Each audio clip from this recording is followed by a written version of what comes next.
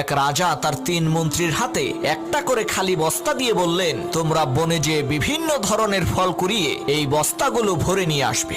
রাজার কথা মতো 3 মন্ত্রী জঙ্গলে চলে গেল। 1 নম্বর মন্ত্রী শুধু ভালো ভালো ফল দিয়ে বস্তাটা পূর্ণ করলেন, আর 2 নম্বর মন্ত্রী চিন্তা করলেন রাজা তো সব ফল দেখবেন না, তাই তিনি বস্তার নিচে গাছের পাতা দিলেন আর উপরে কয়েকটা ফল দিলেন। আর 3 নম্বর মন্ত্রী চিন্তা করলেন রাজার বস্তা খুলে দেখার এত সময় নাই, তাই তিনি রাজাকে ধোঁকা দেওয়ার জন্য জঙ্গলের মরা কাঠ পাতা হাবিজাবি দিয়ে বস্তা ভরে ফেললেন। তো 3 মন্ত্রী রাজ দরবারে উপস্থিত হলো। রাজামশাই ঘোষণা করলেন এই 3 জনকে 7 দিনের জন্য কারাগারের আলাদা আলাদা কক্ষে পাঠানো হোক।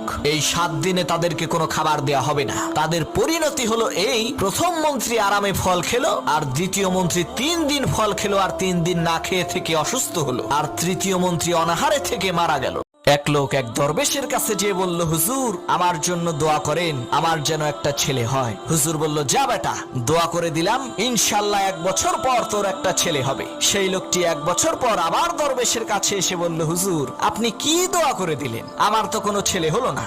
সেই দরবেশ বলল, এই রকম তো হওয়ার কথা না, আচ্ছা বলতো তোর বউয়ের নাম কি? সেই লোক বলল, হুজুর আমি তো বিয়ে করিনি। তখন দরবেশ বলল, বেটা বেকুব, বিয়ে করা ছাড়া তোর সন্তান হবে কিভাবে? ছেলের বাবা হওয়ার জন্য আগে বিয়ে কর। ঠিক এই লোকটির মতো কিছু বোনেরা আমাকে প্রশ্ন করে, হুজুর আপনি যে বললেন বোরকা পরলে বকাটে যুবকেরা ইফটিজিং করবে না, আমরা বোরকা পরলেও তো আমাদেরকে ইফটিজিং করে। সেই বোনদেরকে বলতে চাই, আপনারা বোরকা পরেছেন কিন্তু পর্দা করেননি। পরপুরুষকে আকৃষ্ট করে এমন বোরকা না পরে আল্লাহর দেখানো নিয়মগুলো মেনে পর্দা করেন, ইনশাআল্লাহ কেউ আপনাকে কখনো ইফটিজিং করবে না, সবাই আপনাকে সম্মান করবে, শ্রদ্ধা করবে।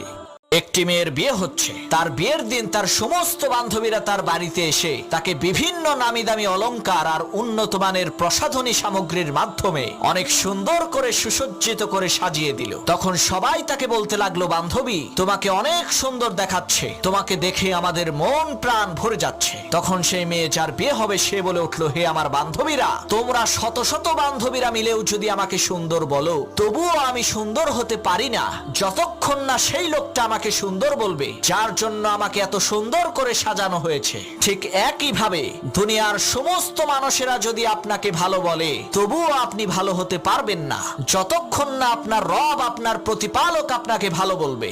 আর দুনিয়ার সমস্ত মানুষও যদি আপনাকে খারাপ বলে, তাও আপনি খারাপ হবেন না যদি আল্লাহ আপনাকে খারাপ না বলে। এক রাজামশাইয়ের হাঁসের গোস্ত খেতে ইচ্ছা করেছে। সে রাজপ্রাসাদের বাবুর্চিকে অর্ডার করলো হাঁসের গোস্ত রান্না করার জন্য।